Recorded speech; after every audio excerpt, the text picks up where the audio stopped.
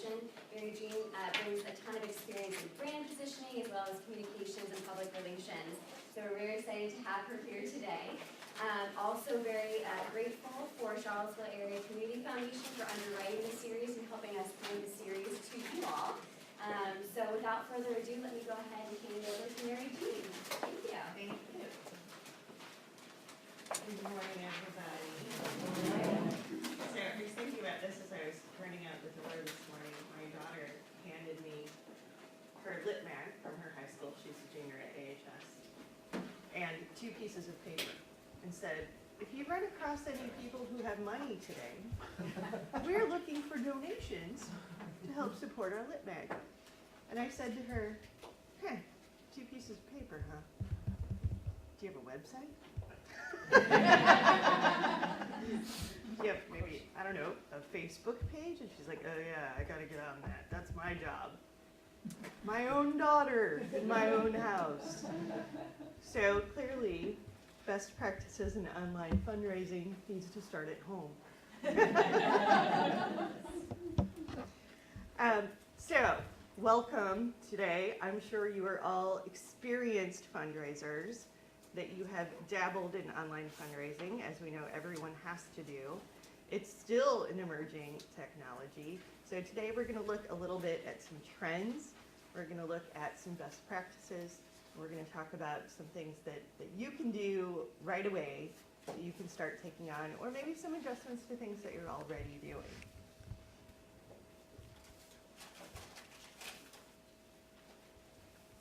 Industry trends, talk through that. Website design, please tell me you all have a website. You know, I say that and you laugh a little bit, but you know, up until a year ago even, I've had people in audiences say, yeah, I don't really have a website yet.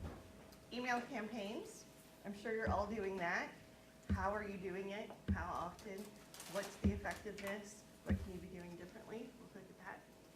What to expect, looking forward, and then I will take some questions. And hopefully, some of you guys can answer each other's questions as well. So we want to look at online income. We know it's increasing. It's been going up pretty steadily. Huge increases, even in a climate when online giving's been pretty flat, it's continued to go up. The rate of growth was faster for smaller organizations, so under 1 million. Are most of you kind of in that camp? Yeah, that's kind of what I thought. Yeah. Can we get this presentation? Yes. Yes, that will happen. I understand that you guys will be getting a PDF after the fact. So yes, don't take notes on everything. Also, this is being filmed, I understand. So everybody say hi for the camera. Just kidding. Hi. The number of donors giving online has increased. So we're getting more frequency, not necessarily larger donations. People are more likely to be online donors than your existing supporters. So that's the fastest growing population. Can anyone tell me what percentage of online donations happen in a given organization? Maybe you know from your own. Can you compare to traditional methods like check? Yeah, how many donations are made online? Say less than 10%. Yeah, it's right at about 7 from what I understand. So up from last year, I guess it was at about 6.3. The total has been growing. So, I mean, under 10% doesn't seem like a lot, but it's definitely growing. Is this sort of trend with what you're seeing in your own organization? Yeah, that's not surprising. Is your online income increasing though? As a percentage, sure, but are you seeing larger donations coming in that way? Not really? Okay. It doesn't mean we shouldn't be investing in online. It's a growing piece. So where people feel like they're still getting checks, this is still a good place to pay attention to that. The breakdown here, arts and culture. I can't see that far, so I have to look here. I don't know about you guys. Education, 4.5. You know, the big ones, healthcare for sure, 14.2. You know, it was a big year for healthcare for sure. A lot of attention being paid in that space. So that is not surprising. You guys fall into, does anybody not fall into any of these categories? Can you see that? Arts and culture, education, environment or animal welfare, healthcare, human services, international affairs. That's big in Charlottesville. Public society benefit. I think that's probably encompasses everybody in the room, yeah. So who are these people who are giving online? Any ideas? Younger people. Younger people. Impulsive people. Impulsive people. Yeah, absolutely. Definitely. How do you define an impulsive person? Yeah. On the previous slide, it was showing the number of gifts versus new gifts or multi-year gifts. And I noticed that the one before that, the multi-year was not Oh, sorry. as high. So it seemed like people were likely to kind of respond to something in front of them, even if they weren't a Right. regular gift. And doesn't that kind of speak to impulsiveness as well? I mean, you're less likely to commit for a multi-year on a whim than you are, right? I mean, I think that's probably what people are experiencing. But new donors, definitely a steady increase there. I can't think of another area in fundraising that's had that steady growth with a specific tactic. If you guys can, let me know. But the thing to pay attention to the most. So that's why we're talking about it today. So online donors are different. So they're younger. They typically have more money. So that's interesting. I mean, I know we think of people in our community as the ones who have the majority of the wealth as being older and perhaps not as online savvy, but that trend is changing. We also know that you can't rely on those older donors forever, right? So we have to start looking at that younger group. So 25 to 54.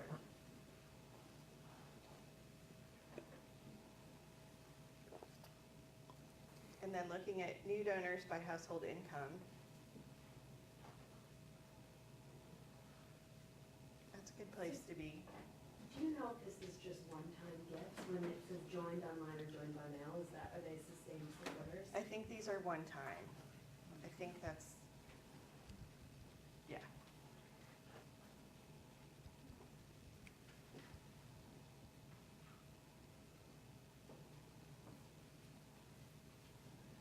New donor by origin channel, joined online, joined by mail. New donor retention rate. So it's interesting. So you get them online, and then you continue to follow up with them using other methods. And that seems to be, and not wholly other methods, but a combination. So what are some of the ways that you guys follow up with your online, people who have joined you online? Become a part of all of our communications following an immediate thank you and acknowledgement and gift receipt, keeping up with them on a regular basis through communications on what we're doing. And is that totally through email, or is it a combination? It's a combination. We'll reach out to potential donors that are new donors and invite them to see the work that we're doing and give them a first-hand look at the work. Is anyone doing all of their fundraising online? No. Everybody's got some print going out. Do you direct people back to the website and your print materials? And ask them to give online? You do? Okay. And what has been the response to that? Do you have any issues with that at all? And maybe you'll get to this later, most of our people still give by check, and I think the reason is because with, the, service we use takes a percentage. Right. Yes. Okay. Yeah. Yeah. Would it be interesting to know, how many of the new donors that come in online are anonymous? 'Cause we get a lot of that,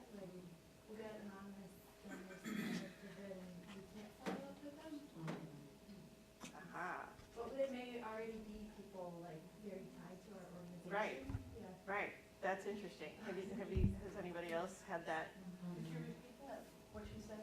So anonymous donors online happens a lot more often than, I mean, obviously, you can't send a check anonymously, right? You can. Yes, you can. But that's a problem, so I guess the acknowledgement and the thank you can't happen that way. Has anybody had to overcome that? Hard to overcome that. Yeah, really, yeah. We get a lot of donations that way, and it very often comes through a bank or company. And so what we'll do is send a letter back to the bank or the Sure. investment company and say, please Pass forward this this along. to the donor. Right, okay, that's a great idea. But if it's online, I mean, we've gotten one through the community foundation, but when it's online, I wouldn't know what to do about that. Because I don't know how you would.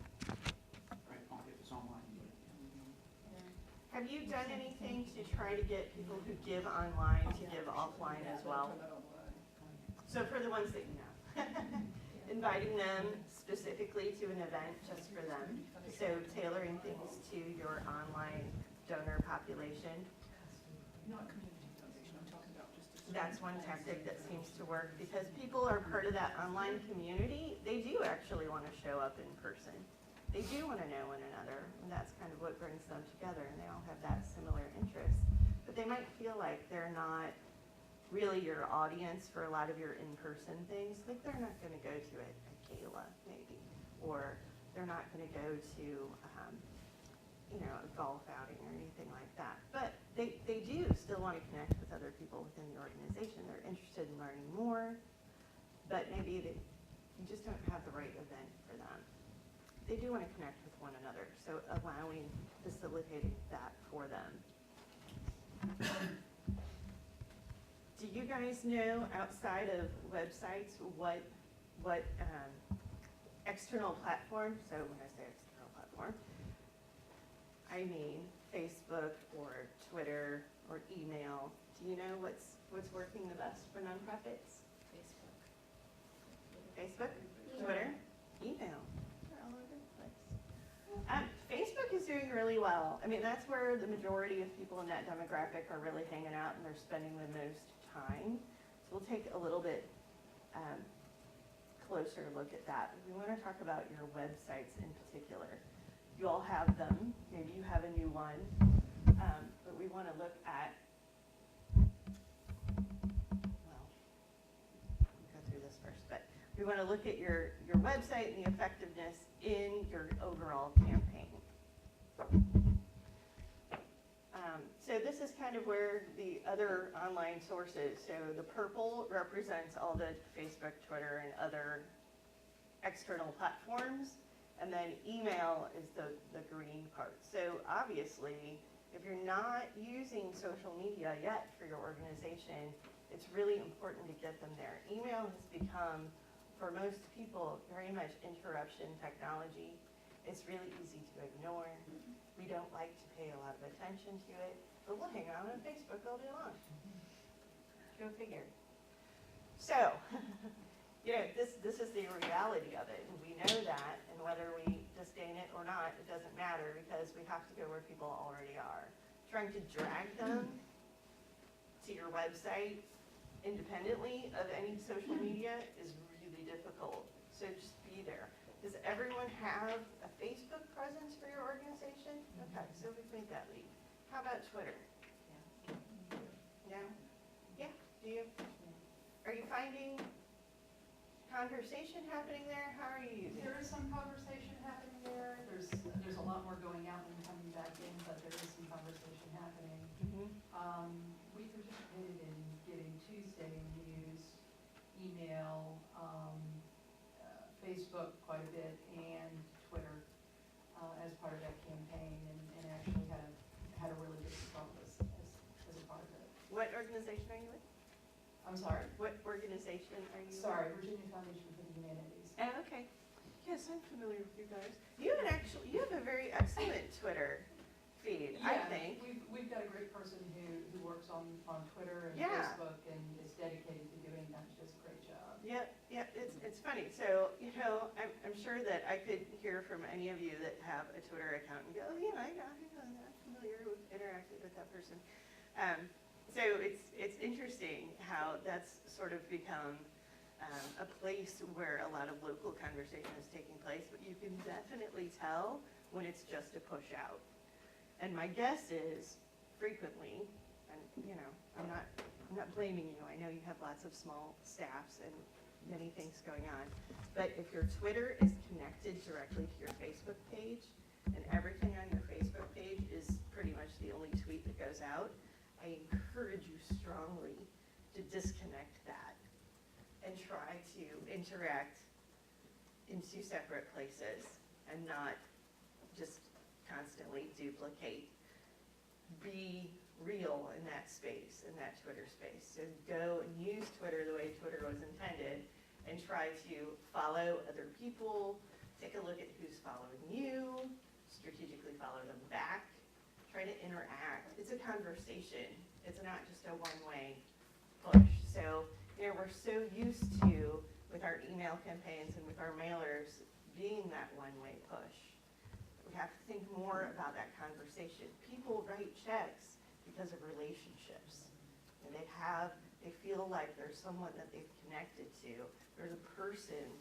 In their mind, when they think of your organization, they think of, Betty Sue, who works there, and who they know, and they have a relationship with. So when they're writing that check, it's because of that person that represents that organization for them. So make sure that you have that human face on your organization somewhere on your website, in your social media. That's what makes the difference here. That's what that is.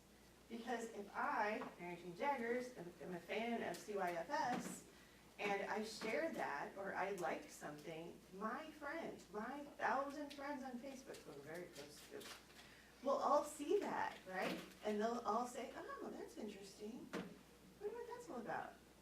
I would like to learn more. So there's that power in making sure that you're nurturing those relationships. That's how that works. Here, email goes to my email. I'm the only one that sees it, if I even look at it myself. But that's where it stops. So that socialization is really important.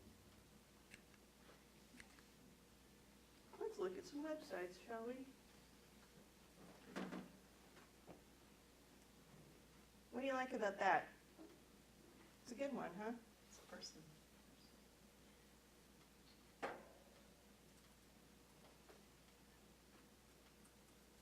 I feel like I can take it all in at once. Mm-hmm. Yep. It's not muddled. You can tell really fast what the heck they stand for, can't you? I'm not confused about that at all. Well, and two, it connects, you've got what Matthew Morrison stands for, and they've highlighted marriage and donate. Yes. Really clean design, really evident social buttons. But Yeah. if you see Matthew Morrison and that's what you're inclined to do, it's not hard to find those buttons and Yep. make that happen. I also really like how the buttons on the page reflect the same design as the logo, so it's all consistent and interrelational. I also like that there's, even if you came here without a specific purpose, you would have an idea of where to go. Or Yes. what, I know I wanna learn more in it, so I go to this website and it gives you some clear action steps. Yep, really good, easy navigation. They have an easy way for you to get on their mailing list with email address and zip code. That's right. So visible on the page and to link to their social media accounts. Does anyone in this room have an organization that has a mission statement that can be articulated that quickly? And it's funny. Everybody laughs. Oh, I bet you most of you have a paragraph or more. Do you? All right, throw them out. Let's hear some. Neighbors age in place. That's good. Opening doors to bright futures for kids. Nice. For providing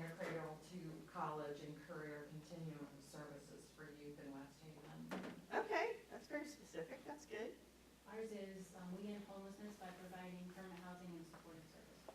Very nice. See? Are those reflected, right in the top banner of your website? Good. That's good. It's funny because they call that a mission statement, but it's really a brand. It's your brand. I know we don't use that a lot in nonprofit language. It's mostly a for-profit kind of concept, but I'm going to turn the tables on it because it is. It's your brand. So you can have a very long mission statement. You can have a very long, this is our position and this is what we stand for, and that content can still live on your website or in your printed materials. But you've got to have a quick, short, easy to understand sound bite for people. Oops. Photography, super important. Sometimes expensive, but you have it. You have it. People are taking pictures at every event that you have. Where are they going? What are you doing with them? Is there a way for you to easily switch them out in your online content? That's really helpful. People like to see themselves and they like to see human faces. Again, that's what people are reacting to. It's that emotional content. So when we look at blog posts, for example, and what trends and what goes viral and what headlines we're reacting to, it all has some kind of emotional content to it. And I'm not talking about, total heartstring stuff. It doesn't have to be that. But it just has to be, and not always puppies and babies, but puppies and babies sure work. We know that. But it's that person that you can connect with and feel empathy for. Just being really clear about what it is that you do.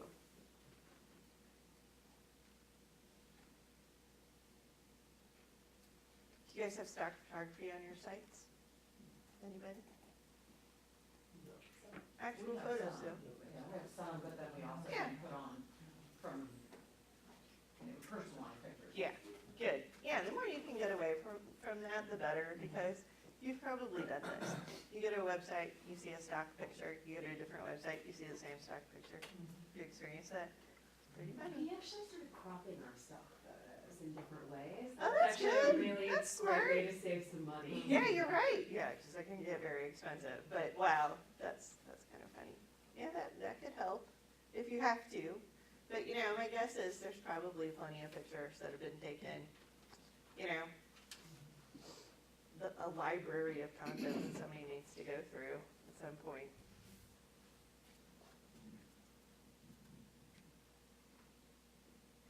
Brand consistency. Okay, there's a really important reason to do this in fundraising in particular. It helps people feel comfortable. This is legitimate, This is not something, not some sort of spam website that I'm about to donate money to. It shows that you know what you're doing when you have your brand clearly represented across all of your materials. So it's really easy to tell that you've got an overall strategy.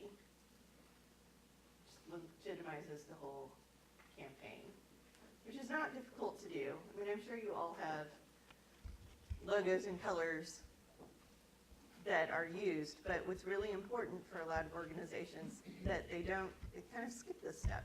A style guide, so that you don't end up seeing your logo in a color that's not approved or stretched out or, put somewhere that it doesn't belong or used in a way that's not appropriate. So making sure that you maintain some control over your brand is really important. You see a lot of that.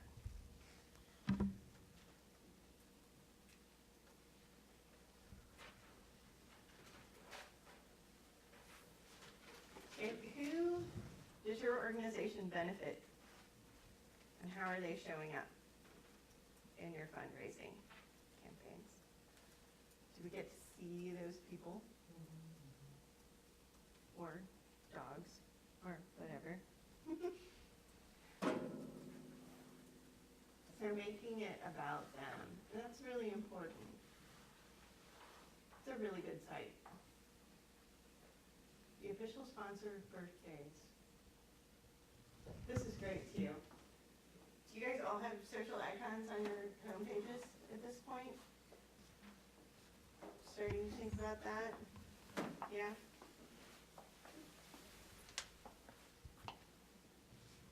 So how much time are you spending talking about what your users and potential donors, what do they want? What's the content that they want, and how do you figure that out?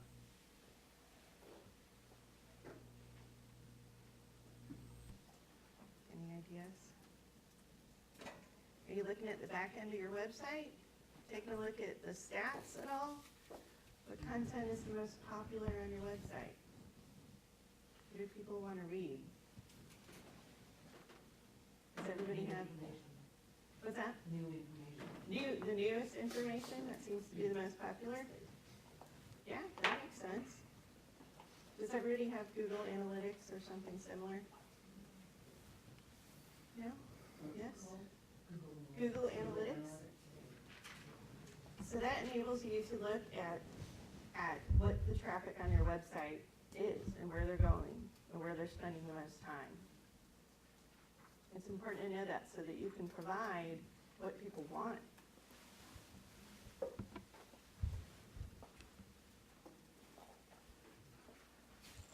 So that phrase, how can we help you?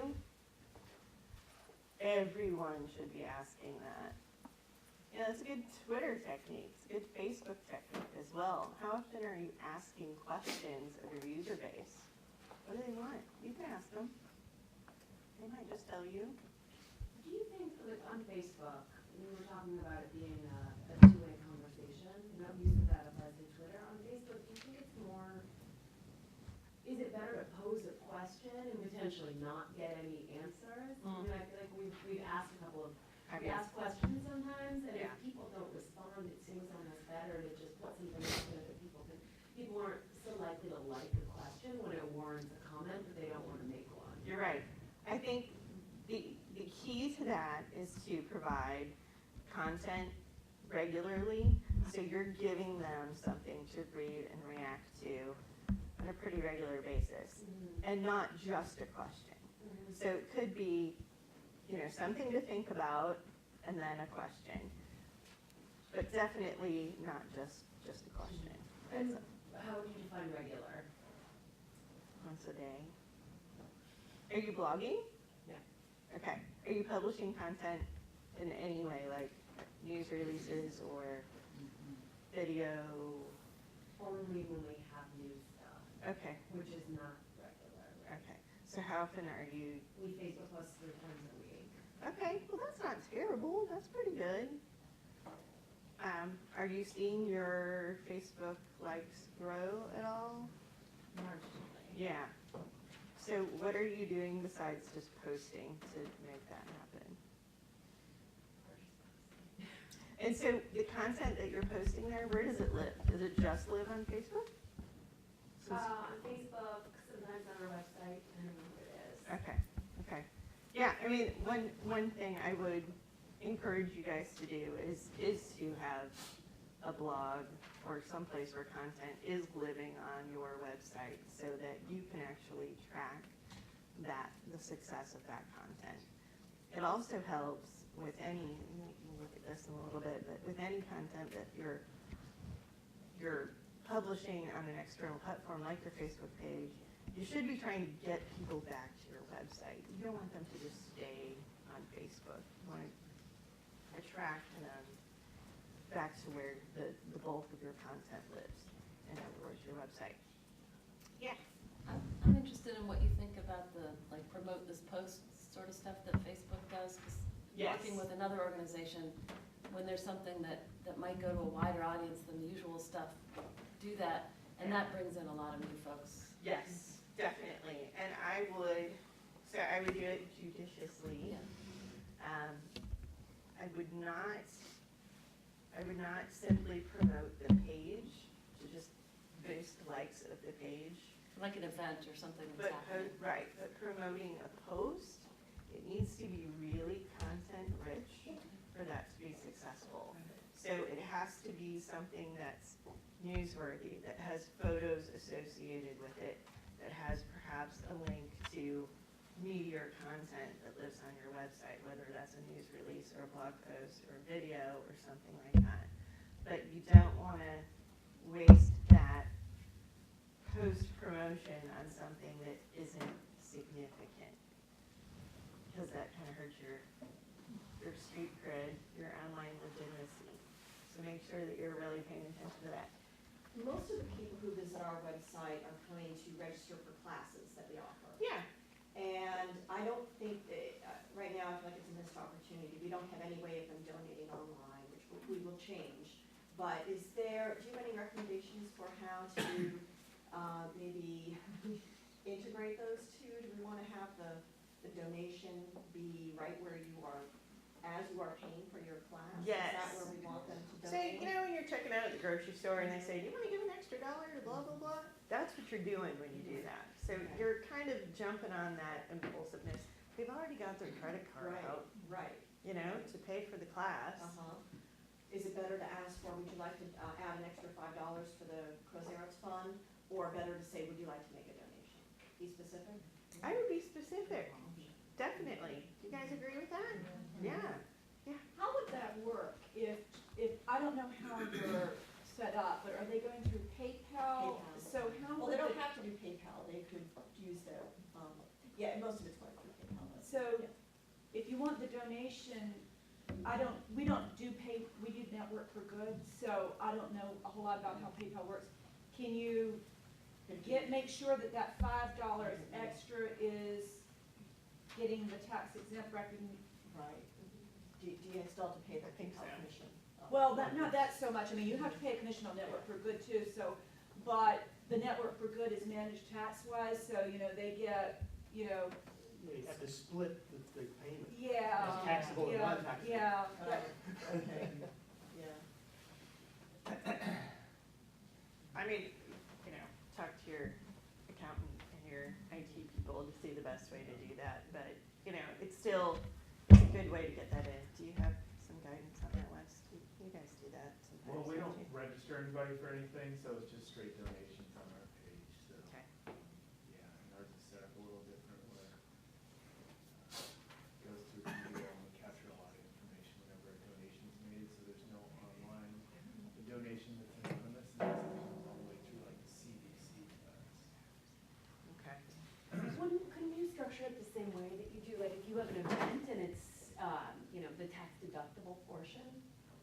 So if you sell an event ticket for $35 and you say $25 of this is tax deductible, you could do something like that. Yeah. I think. Possibly, yeah. That sounds right. That seems like you could set it that way. You know what, one thought is that, from a personal perspective, when I go to donate online, Yeah. I don't wanna use my credit card because they have to pay a percentage. They Okay. lose money, Right. and I don't write checks. I pay electronic checks. through- Oh, okay. through- I was like, through my- wait, how do you? Yeah. I don't physically write a check. I go online. Yep. I go onto my checking account. Yep. Online and fill out the name and address and cut a check. Okay. And it gets mailed to them, and I don't touch the paper, Okay. which is my goal, is to not touch paper. I understand that. But what I end up having to do is hunt for their address. So if, just as a comment, if the name and address and the mailing address and the organizational name is at the same place where the donate button is, Yeah. you're gonna get money from me faster. And I don't know, I suspect that at least 10 other people do what I do. I mean, that's the odds, So I mentioned that, is to have the agency name and address Yeah. wherever the donate button is. Well, that totally makes sense to me. Because otherwise, you lose Yeah. me. Right. That's, Well, and I wonder, that's one of my biggest complaints about websites. They don't have addresses anywhere on the site. You can go to contact us and it'll be an email form. well, to be You never fair, figure out where they are. these examples are all, huge. But your local nonprofits with, one single donation address, that should be easier. I mean, I feel like the best websites have their contact information either in a sidebar or right in the footer. And a phone number. Just right there. I mean, yeah, it's not hard, Address, phone number, contact information. That's worth it. Just make it as easy as possible for people to give to you. What's the first thing you notice about this site? Okay, really, what's the second thing you notice about this site? It only takes 60 seconds. Its little pink nose. Yeah. Very few words, right? I also like the join now or renew today button, Yeah. kind of easy incentive. You're gonna do one of the two, right? Donate today. I mean, that's huge. It's right out there. They're not messing around. Why is it that so many nonprofits are kind of shy about asking for money? I think it's because we want clients to feel like they can visit our site freely. I know that's what we struggle Okay. with, is the balance between having content for clients and content specifically for donors. Sure, right. Do you feel like your clients are offended by the ask? I don't think they're offended, but I think if that was the first thing they saw, they wouldn't come back. Yeah. Really? Yeah. So how do you keep the two separate? How do you provide the content for the clients in a separate place and separate campaign from what you're doing for fundraisers? I think now we're not separating them, we have a donate button and we have a support us page that has probably more content than it should because it's contained to that one page. Gotcha. Which I don't think is necessarily the best thing to do, but Yeah. we just haven't found another balance yet. Yeah. When we were redesigning our site, we looked at our web stats and realized that a lot of people were coming to our site for help and not just to give. And the fundraising team was the one overseeing the process, but we examined that a lot of people come to our site just because they need help, and we shouldn't just be orienting all our communications toward getting donations. And so on our site, right next to a donate button, we have a get help button so that people can kind of choose the path they want to follow when they come to our site. So they're kind of equal in ranking on our site. I think some of it's psychological. To me, if all you do when you go on my site is just to give us money, Oh, of then, course. the Right. message really is, we're just trying, we're not about services and we're not about relationships, we're just about raise money, raise money, raise money. So I want people to see what we do first and foremost and think of us in terms of our activities. Our donate, yeah, it's right there, but also the other thing is we have our volunteer right next to it. So I'm saying, I'm not just about your money. Right. Come be a part of us. There's so many different ways you can help us. Are there visual ways that you can tell that story? Because, as we know, that really sells it. Not that everybody has beautiful animal pictures to show. Not always relevant. Yeah. Do you have a preference for like a white background with dark text? That's one thing about my website that I've been trying to push for. I think it's hard to read because Is it white with No. dark text? It's dark with. green with like a dark colored text. I would encourage them to let go of that design. Higher contrast would be, Yeah. green and blue, Yeah. Yeah, that is hard, especially if people, as we know, about 40% of people are trying to look at websites on phones and on tablets, and that's even worse.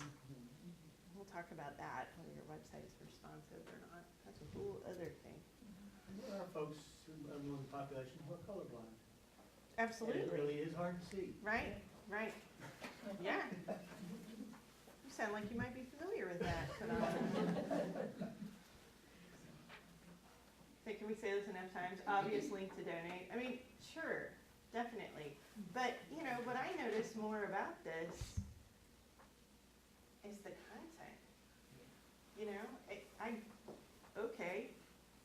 nothing but nets. I think I know what they do. What do they do? I can't figure that out. I love that picture. Well, they also have the kind of traffic light at the top that or traffic signal that tells you which way to go. If you wanna give, you push that button. If you wanna, like, send a letter to your congressman, you push that button. And if you wanna learn something, you push that button. Yeah, yeah, you're right. You're right. So the faster you can get people in to figure out what it is that they are gonna find out, what they wanna find out. You like give better than donate? I do. I kinda do too. Yeah. Little friendlier. I mean, I can give, but I'm not a donor. Yes. I really like that it says here, that you did it message, but I'm wondering if you could talk a little bit about the, like, I would probably do that with some sort of thermometer to gauge, like, progress against a goal, but I really like that this just says plain thank you for all you've already done. Mm-hmm. Well, you know, that's a follow-up kind of message. So clearly they've had this changing number. So it's kind of the thermometer idea. So they set a goal, and then that's the thank you after the fact. But definitely having numbers associated with your campaign. I mean, the thermometer, people have done that. So numbers, though, I think that helps a lot. I do like that message a lot. But you do wonder, oh, I guess they're done. Right. Right, they don't need my money anymore? Well, and then Is that what you you're look too, thinking? You helped us send more than 20,000 bed nets for families, but yes, they've sent 7 million bed nets. Right. Yeah, I was actually So thinking like, about it. that Right. number's kind of old. So one of the things that I'm a big fan of these days are, and there are easy website templates with WordPress that have sliders. So every time you refresh the site, there's a new message. So your current campaign, you know, the thank you message from the last campaign, where are we going next? You know, about 3 sliders with different information, because, you know, that's your main real estate right there. And that can work really well with a responsive site too. Yeah. You know, I just opened up the City of Promise website because as we're talking about this, to kind of compare and look. And one thing I noticed is, because I opened it on my phone, it has one of those things that kind of, it has 3, I think, different things that come across. But because we're in a place where we don't have free internet, and so it's trying to get to 3G out in the world. Oh, do we? Okay. You do. But in any case, it took so long to load that I ended up with a blank space there for most of the time that we were talking. And so I think that we have to also be aware that people don't all have really super high-speed internet. And if you put too many bells and whistles, it just doesn't load and then they go away. You're right. So that's a big mistake that people make. So resizing photos, making sure that anything that you're putting there is sized appropriately so it can load. Graphics heavy. That is a problem that people run into, because so many of us are not using web developers anymore, that we're kind of doing our own thing with WordPress. We often will put in images that are too high res for the web, and they don't load appropriately. So that can result in the kind of problem that Kristen's having. So that's something to pay attention to. And I encourage you all to have everybody in a meeting go look at your website on a phone or on a tablet. It can be a little eye-opening, or in different browsers. Yeah, that can be a problem too. Did you have that problem in your former website? No, Oh. right now. Oh, really? Yeah, Internet Explorer and the whole secure, site thing is still an issue. Yeah. Muddling through. Yeah. So that can be a real turnoff for people, for sure. That's one thing that just occurred to me, I saw Internet Explorer stuff. Do the website designs change when you go from Chrome to Safari? Yeah, They're they all a can. little different, yeah. Our search bar moves around a little bit still, unfortunately, the search box in various versions of Chrome. But the biggest issues are on Internet Explorer, I think, because it sends out a lot of warning messages on secure sites. But, Okay. Yeah. And And then, I mean, unbelievably, there are some sites that, you know, will only work in Internet Explorer still, won't show up in Chrome. So, I mean, it's just really important to take a look at that and know where you stand You really have to be and make a careful. plan for, They really have to that. be careful about browser extensions and HTML extensions and fancy graphics and all that sort of stuff. yep, And really sort of keep it simple, stupid is the Yeah. best way to do it. I agree, totally agree. And people respond to that too. I mean, we like simple. We like it easy. So, direct path from donate to form. So how many clicks does it take to get to the center of your website? I mean, really, how far do we have to go to get to the form? That's important. And are you being shuttled off to another site? Or is it another site, PayPal, and is it branded? So people have a comfort level to know, okay, this is safe, I can go ahead and give. This is good. Gets you right there. Yeah. We use Network for Good and we have a standard look, and if we paid $50 a month, we could alter the look of our donate page more, and so we aren't doing that currently. Is it worth it? So right now you're at like a free level or really inexpensive I'm not sure level what the or rates are something? exactly. It's 50 a month. Yeah, Money. the latest page. That's a lot of money. Yeah. Do you have control over your website though? Right. And it's a one click to get there. I don't know that I'd spend that money. I'd focus that time and energy and money on your website. Yeah. 'Cause people, I mean, as long as it's clear and clean, as long as I've got, this, and I still have, the logo and I can see where I'm going, what I'm doing, it works. Number one, it works. That's the most important thing. Do you get feedback from donors who are trying to give online and something's broken? That doesn't happen? It used to happen? We only get feedback when something's wrong. Right. So not very often, hopefully? Yes. Okay, that's good. Yeah. This is something new for our organization, so we're trying to put this on our website. What are some of the other networks or, I guess, organization resources that we can use for donations? I've heard Network for Good. What are some like PayPal? Any other? Those are the two I know. I mean, if you work with a specific bank, then you can, so I know Virginia National Bank has some resources specifically for their customers that they work with for online donations. But I don't know, maybe, does anybody use anything else that they, what's that? Is Donor Town Square still around? They Good question. they, I think, merged with another organization, and now they're called Click and Pledge. We use them. Click and Pledge. Okay. Convivio Common Ground. Convivio Common Ground is another one? That's going to, return to Salesforce, and now I think that's called Cloud Donor or something. I was just looking at that the other day. So they're all gonna get bought by Google. It was a Blackboard, and yeah. then it changed, and now it's Salesforce or something. So, I mean, I guess the only difference mainly, so one, they have to be secure. Two, you wanna look at the rates, right?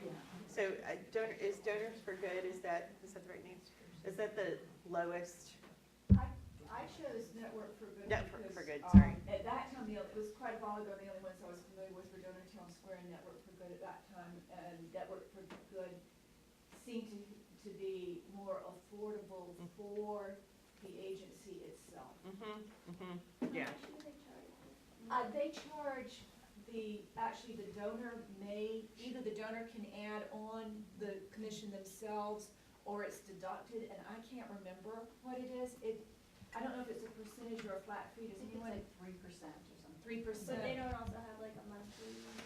No. No, yeah, so it was, for us doing the math, it was a better choice for us.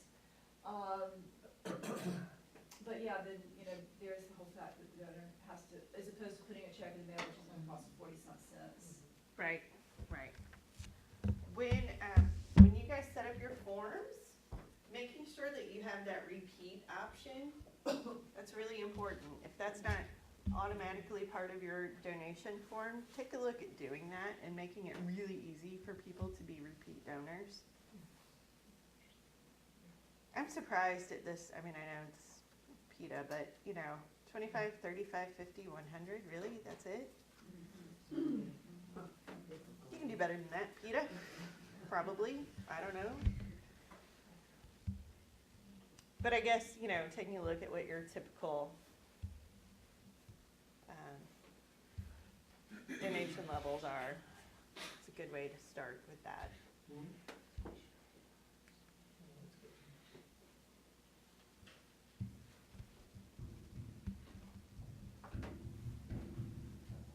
So when you're doing a campaign, making sure that it's all integrated. So are you doing something on TV? Probably not. Print. But, you know, you might do a little bit of TV, not advertising, maybe some PSAs, but surely you guys all end up with some kind of media relations opportunities, right?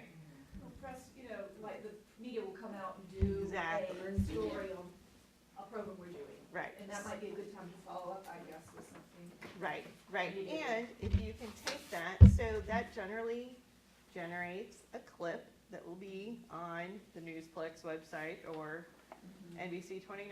What can you do to repurpose that content as part of your campaign? You know, you're getting that. It's a gift to you that you didn't have to pay for. And how can you repurpose that on your website and then Facebook, on Twitter? I mean, it all produces those links. It's making sure that you're getting that out there. Do you know how successful that campaign has been? Because I know personally, I find those videos so painful. I know, that they're terrible. I turn them off. I agree. I don't have the numbers on that. All I know is that, you know, it's just it's a dagger to the heart kind of method of raising money. But you know what they do? The last series I saw that just recently came out was just even worse. Yeah. The one with the Sarah McLaughlin. Oh, God, yes. You know, it's actually kind of made fun of, right? I mean, it's so heavy-handed. So I don't recommend going that route. I really don't. I mean, I feel like they definitely raise more money. They raise a ton of money in this community. Everybody knows that. SPCA is killing it all the time. Bad phrasing. Anyway, so, but they're very good at repurposing all of their content across the website. I mean, you know what they do. You know the images associated with them. Use of Sarah McLaughlin, really, so familiar. Yeah. But how do you strike that balance between breaking through people's sort of protection of not recognizing just how bad it could be? You know, like, well, and at the same time, getting them to understand that it can be this bad. Right. I mean, how do you do that balance where, because people would like to live, believe that we live in a community where there is no crime and there's No homeless there's people, abuse, no one's and, hungry. and everybody's in a nice quiet bubble, and periodically we get confronted with others like this. The balance between despair and optimism. Well, also without alienating clients, without having clients think like, oh, they Right. are so sorry for us. Right, right, Or right. capitalizing on that. Well, and I mean, you don't want to promote, right, so for CYFS, for example, you don't want me to feel like I can't go take a parenting class there because I'm not downtrodden enough or something, I mean, that you have to be really careful about that. So does anybody have any guidance on seeing where that threshold is for your audience? Well, one thing to me is somehow move very back and forth between the situation and okay, this is how bad it is, but we've made this situation this much better. Right. And there's still this many situations out there that are bad, but if you just support us, we'll make those situations situations better too. Right. There's something I can do. I'm gonna turn it off if all I feel is just unbearable pain. So many people like the after, you know? The campaigns that focus on before and never get to the after are what lose us. So if you can tell a lot of those stories, you know, show the rescue dog, bathed, haircut, Yeah. cute little bow on, recovered, and share that story, this rescue dog with its new family. You know, share the stories of after, those success stories. You've got them, and those are those visual stories that people really respond to. Do you have to go back and tell some of the backstory? Sure, but your initial draw-in doesn't need to be that poor ribs showing animal That's, kills you. Yeah. I can't remember which dog food it is, unfortunately, but it, We're for Dogs. Uh-huh. And during, you know, some shelter month or something like that, they'll show you, the stories of dogs coming from the shelter and then out to their families, and We're for Dogs, give this money to such and such. And that's, it's all positive, it feels good, and you see the happy dog with the happy family, and Yeah. makes you want to pull out your wallet. There was an extraordinary video that they showed us last time, when we were at CACF. It was the comfort zone camp, and the music was really just striking. Daniel showed it, and it was really amazing. It was just about children that had lost a parent. Wow. And that's a tough topic, and it was just Yeah. like, but it was like you could watch it, you could Right. cry comfortably. Right. And it just showed hope. It was very inspiring. So, I've if never anyone been could able to see make it that- through a United Way video without sobbing uncontrollably. But you know, there's value in that too. I mean, it depends what your industry is. Really, sometimes it's not really appropriate.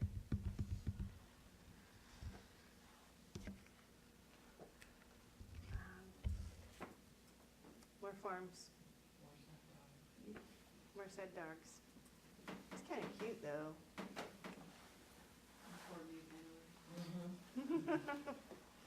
So one time or monthly gift, is that, are you always doing the repeat ask? Try to do that. I mean, we know that that's not the majority of where it's going, but it's starting to grow in those repeat gifts, and you want to just do as much retention as possible. But one thing that I think is really fantastic, and Kickstarter. Kickstarter's wonderful about this. So when you donate to Kickstarter, you can click very quickly and share the fact that you donated to Kickstarter with your friends on Facebook and Twitter, everywhere, so that, you know, people who are in your community as influencers can really quickly encourage their friends to give also. And that is very, very effective. And something I've seen some organizations do pretty successfully is use other things like Flickr or Instagram or Pinterest as part of their campaigns, and inviting the people of their constituency to post their own pictures. So if you have an event, a walk or something, people are taking pictures. They need to know how to share them with the whole group, so creating a hashtag perhaps around that so everybody can see that. Trying to gather the images from your whole constituency instead of just having one, you know, staff photographer running around trying to do that. Get a lot of really cool images that way. Sent to you but not uploaded directly. Yeah, uploaded directly. How do you screen it? Yeah. You don't worry that much about it. I mean, working with children, everyone's screen. Yeah. How are you going to stop somebody from posting something to their own Instagram at one of your events? Or tweeting an image from one of your events? You can't control that. Sure, I mean, it's going out. I Yeah. don't coming in. Yeah. Yeah, you can't really control that. Do you know the rules? If someone posts to your hashtag, do you then have license to reuse that image? Or You can retweet it.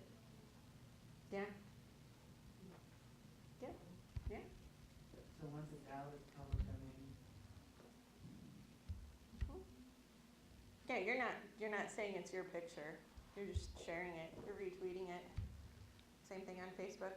Is there a difference though between retweeting or putting on Facebook and like putting that image as the slider on your website? Definitely. Okay. Don't do that. Going. Yes, because it's still attributable to the original poster when you're sharing. But if you're like downloading it and then putting, It's appropriating. That'll get you in trouble. But if it's just a member of your community, you can ask for permission. That's true too. You can. And most of the time they will.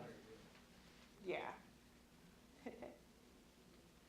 So, gosh, those cover photos on pages, on your Facebook page, do that. Change those as frequently as you can. Because every single time, your whole group gets a notification that you've changed that. It's a great opportunity to display your brand and to show what you're doing and what you're up to and something really beautiful and visual. And people, it's a no-brainer. Oh, I like that picture. Doink. Easy.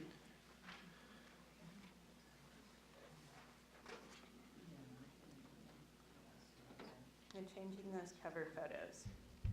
And if you don't have, typically everyone on your team has a picture of themselves because they have their own Facebook profile, right?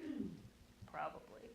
So don't accept any longer that, no one likes to have their picture taken in your organization because say, oh, that's funny because I see 20 selfies on your Facebook page. So cough up the picture. And we're going to do pictures of our team, and we're going to profile our team, and we're going to let the world at large get to know who works here, who volunteers here, who's benefiting here. We're going to do that. So people aren't as shy as they like to think they are. We know this basically, but I just want to highlight it that, it makes a lot of sense to spend your money here and spend your effort. We got almost 300 million Americans with internet access, a lot of them on a mobile phone, 40%. Really, really make sure you know what your website and what your presence looks like on your phone and on your friend's phone. We spend more time on Facebook than any other website. Yeah. I'm wondering about the Facebook though, because my teenage daughter doesn't even touch it. It just doesn't Is exist. she a big donor prospect? No, but yes, she is, because in 10 years she'll be 23. In 10 years, Facebook won't exist. And It'll be that's what I'm something saying, else. that's why my question is, This is are right the now. young people that even are coming out of college today and are getting jobs, are they on A Facebook? lot of them are. That's They're what- not. Yeah. They're not. So, This is an and- increasingly older demographic, So, which I is mean- why it's important to this group now. But at the same time, it seems like we also need to be, she's on Instagram, to me, it's like you may not have to learn something else. I know, right? It's to- terrible. But, When our young people, because our volunteers are UVA students, a lot of them. and they're probably doing graduate Snapchat. And they're donating as soon Instagram. as they graduate, so I wanna keep, Yeah. yeah. And it's so, I feel the same way, I have a 14-year-old, same thing, and so I see the shift is so fast from one thing It to the is. next. And, So here's the guidance though. okay. Don't chase after every new shiny penny, okay? Don't immediately throw all of your efforts at the newest things. So Vine and Snapchat are kind of a couple of the newest things. Watch them for a little while. Pay attention. Look at the statistics. Pew, P-E-W, is a great resource for statistics on the adoption of media. So you can take a look at their reports and see what the current demographics are of any tool. So Facebook, despite the fact that the young teenagers don't like it anymore, is still huge for the demographic that's 25 and older. And increasingly, the fastest growing population on Facebook is 50 plus. It's my dad who wants to see what his grandkids are doing. It's those people, and they're using it a lot. where I'm going with the We'll Facebook keep thing. on going, but I'm just realizing Paying that attention to with my what's immediate new. graduates, you know, as they graduate, I wanna continue to stick with them as well and, Definitely. yeah. So, and you can always ask, you know, once you have a group of any kind, and they'll tell you what they're into, what they wanna hear from you. Pinterest has been the fastest growing platform in the last couple of years. If you're not familiar with it, you don't have an account for your organization, go play. Go play, go figure that out. How can you use that? Pinterest, you pin images, but also you can pin video. So if you have a library of content that an image is associated with, you can use Pinterest to create boards for those things. Go play and look at it and try to figure that out and see what, and put it in your own industry and your own interests and see what you find that's already out there. Because a lot of that relationship is sharing other people's content. So you're pinning to your board what someone else has published that's relevant to your nonprofit. What about using LinkedIn? LinkedIn is awesome. I'm a big fan of LinkedIn. If you don't have a company page for your organization, you can set one up. Make sure that you have multiple administrators for that. It does have to be associated with a domain email address. So if I work for the CNE, the extension has to be a CNE email address. And it has to show, if you're the administrator of that page, that you actually work there in your profile.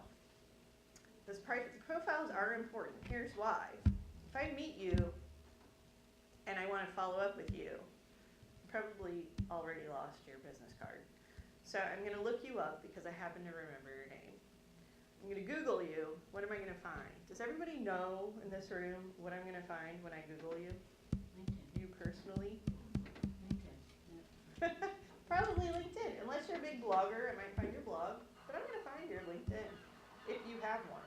And if you have one that's awful and, you know, hasn't been completely filled out and doesn't have a picture, and it's hard for me to tell if that's really you, that's not going to do anybody any favors. So, a picture, and go through the steps. It will guide you through the steps to get to 100%. I was surprised when you said that because 99% of the LinkedIn's I find have no content. Really? There's no, You are nothing. connected to the wrong people. Obviously. I'm just kidding. That is surprising because there's a lot of people out there that are really, really using it well. My guess is that that's probably not true in the nonprofit sector. There's probably a lot of people who haven't used it in nonprofits, and that could be exactly why. But you guys want to connect to people who are not in nonprofits and have deep pockets. So start taking a look at that. People want to get a really quick look at your resume, see where you've been, see what that common connection might be. It's a good way to recruit people as well.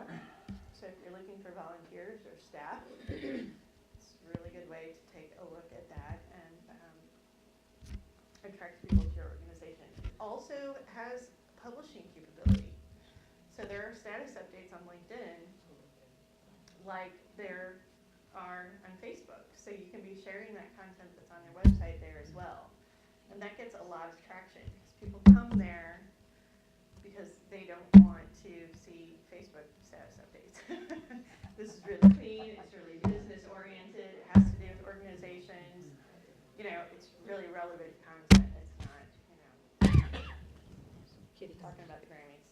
Has anybody ever connected use of social media platforms with Myers-Briggs signatures? No, but I guess that's my next book. It's fascinating. Or disc profiles. Is in certain categories. You know, but surely someone has. Surely. I was wondering, because I mean, I'm thinking about, like, who would I recruit Yeah. to manage something like this? Right. Not be So I'll tell you one thing that I have learned in my career is that there are there are definitely two different kinds of people that you want on your social media team. One, the publishers of content, people who are really interested in, they're sharers. They like things, they like to share things, they want to publish content. The extroverts, The second one is the introverts. They are curators of content. They read a lot. They might email you a link to an article and say, you might find this interesting. But that's as far as they're going to share something. They read a lot. But once you get to them and you have a one-on-one conversation with them, you find this wealth of stuff that's going to be interesting to your population. So every team's got both of those components. You're going to have people who be like, oh, I don't do that. I don't do social media. I don't blah, blah, blah. They read, they consume content more than anybody else on your team. So you can tap into that and just say, hey, if you wouldn't mind, like if you could pin every article that you read that you like to this pin board on Pinterest, that would help me. Or if you would, just some way, delicious bookmarking, if you could bookmark stuff that we can share, that would be great. So get them plugged into that ability. But, they don't have to have a public face. They don't want to do that. But internally, if they can be sharing that to help out the greater good, they're often willing to do that because they're reading it anyway. Because I know Myers-Briggs can, you can use it as a tool to identify, like if you're doing public presentations, there are pairs of, personalities. Right. And it's important for you to include in your presentation what's of value to each of the 4 groups. Yeah. Because then you reach the full audience. Right. As opposed to only reaching what you think is important. That totally makes sense to me. Yeah, so I was just thinking of paralleling it to this in terms of how you do that and where you just shared as a piece of that. Yeah. For extroverts. Yeah, definitely. That's so funny because, that's not from doing any big research study. That's just from my own experience of working with people for years and doing this. That ties directly to Myers-Briggs. Yeah, it sure does. And I'm not a big, categorization person. I don't Right. pigeonhole people, but it's just tools. You're not a labeler. I can't say this enough. You have to have a blog on your website. That's all there is to it. Yeah. Should the author of the blog show up as the individual person, like the staff member, or should it be like written by blah, blah, blah? It's great if it's a staff member because if I have a question or a comment, I want to know that you're a real human being behind that. Some people have kind of shied away from that because staff turns over or whatever. That's okay. Staff turns over. Then there's a new person, and then we get to know that person. And it just gives a little more personality to it. It makes you a lot more real. So if we have a number of different programs and focus areas within our organization, which we do. Which you do. Does that all live on one blog? It seems like it would be so much to do 7 blogs. I would not do 7 blogs. I would do one blog with 7 categories. So if I went to your blog and all I was interested in was, throw out a program, Parenting Mobile. Parenting Mobile, then I could just click on that and only read that content. And if the author of the majority of that content is Betty Sue, and I feel like, Betty Sue, she's great, she writes really well, I start following her content, and I feel like I've got this relationship going with her. So it's really important to get that content going. And it's also really effective to bring out those headshots again. So with the content, with that blog post, there's the picture of the person who wrote it. So I know it's kind of hard because you know that not everybody in your organization wants to write. That's okay because they can do video, they can do a picture and a caption. It doesn't have to be an essay. We looked at a lot of that email content, short paragraph, a couple of bullets, maybe a picture, you're done. That's it. Not talking about essays, case studies, or white papers. Those are good too, but that's not what this is. All of these external platforms, the thing to remember is that everything you're doing, you want to get back to your website. That's your home. Go back to your home. where it all lives, and that's where you're asking for that donation. So keep in mind, as you're using all of these external things, that hopefully you're linking back there. And you can see in your analytics where your referrals are coming from. So you know how people got to you, from where, and how, and why. I don't remember where this was supposed to go, but I feel like it's out of order now. Think of a lifetime. I like that header though. We talked about this a little bit, the responsive design, and that really goes back to looking at, several different browsers, making sure you're looking at it on different devices. That's really important. I can tell you WordPress has some themes that are automatically responsive, so if you're looking at any kind of inexpensive website redo, doing that.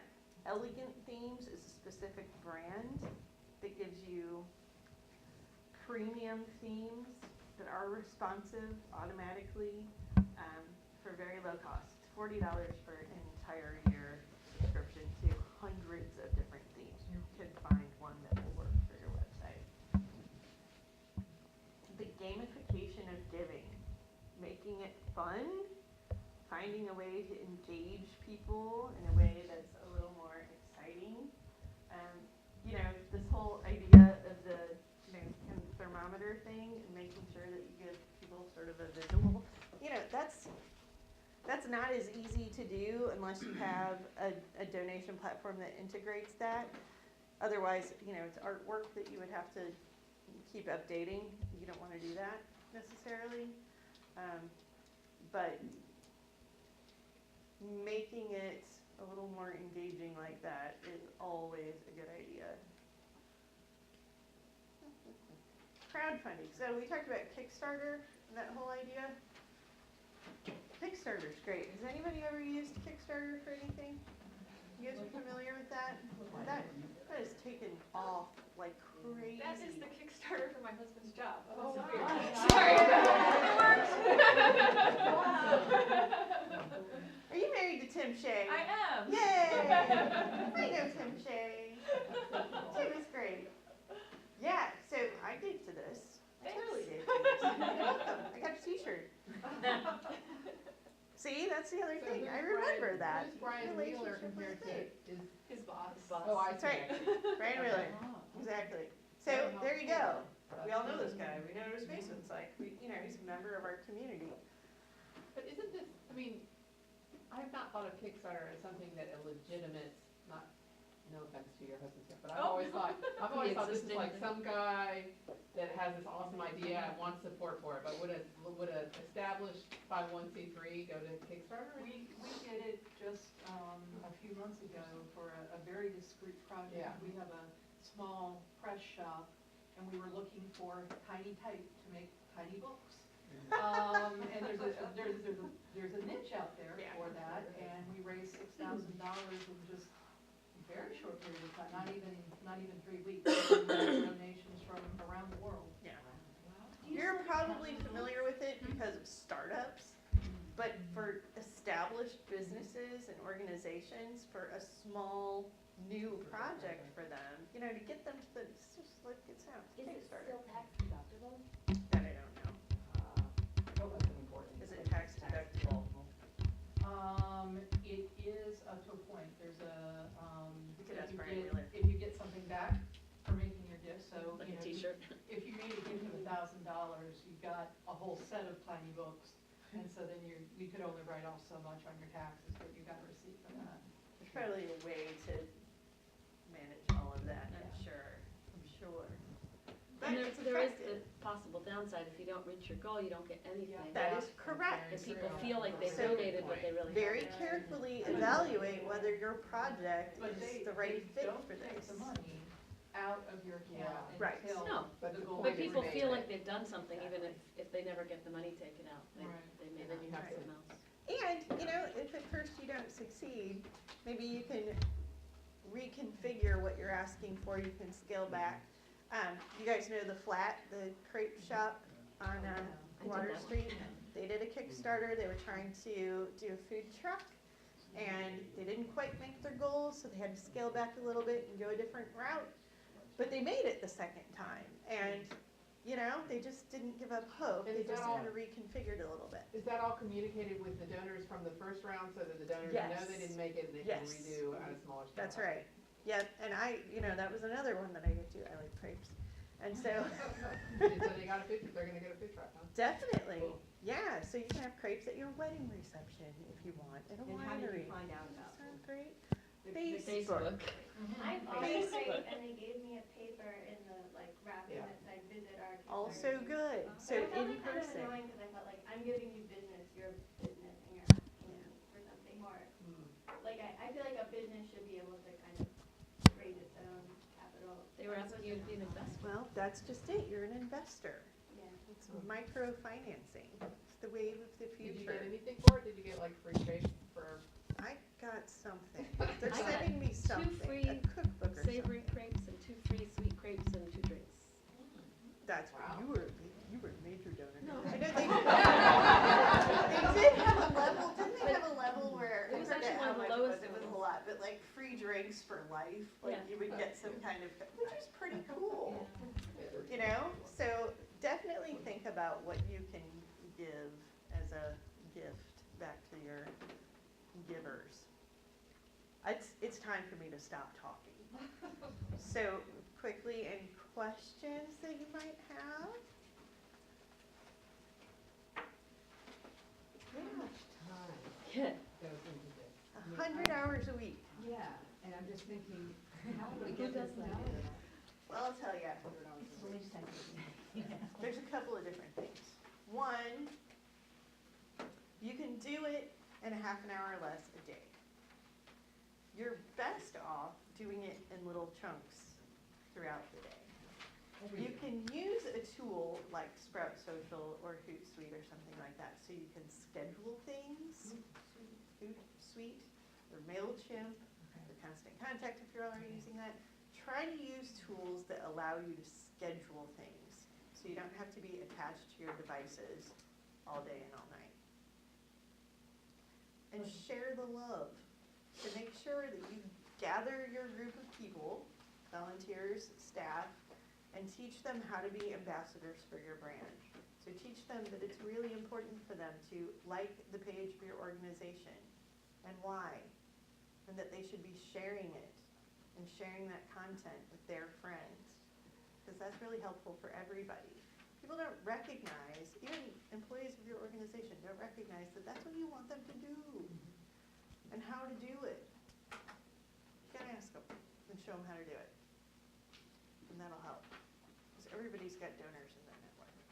All right, I'm really stopping. Thank you, guys. Thank you. And thank you all for coming. Please join me in thanking Mary Jean from